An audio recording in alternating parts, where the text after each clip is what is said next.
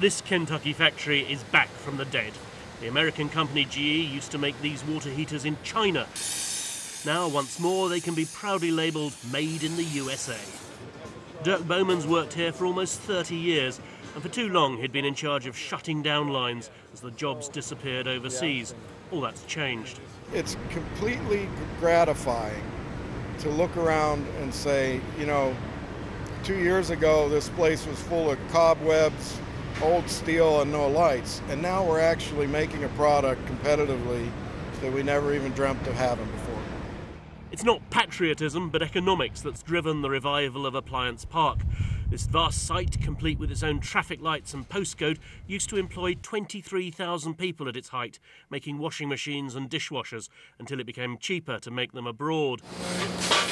But the world doesn't stand still.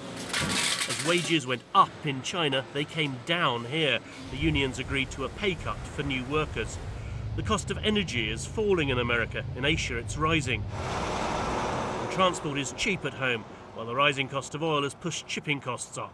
This is a relatively large product. You have to, if you make it, thousands of miles away, you have to ship it here, and you have to, make it overseas, move it to a shipping yard, pay somebody at the shipping yard to put it on a ship, have the ship travel across the ocean to come to another shipping yard to take out. So all those are pieces of cost, right? That's not free. GE are making $1 billion investment here, making new products for the first time in 55 years. These water heaters are not some sort of weird one-off, and GE isn't alone. Some manufacturing is coming back to the United States. But how much impact will it make on the American economy? This place in Ohio used to make radios. All over the state's abandoned factories bear witness to a lost way of life.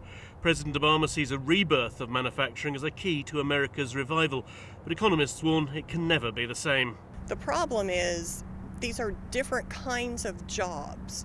The jobs that are coming back to the United States are typically lower pay, sometimes fewer benefits than the jobs that were lost when the manufacturers left. Even so, this product is a portent.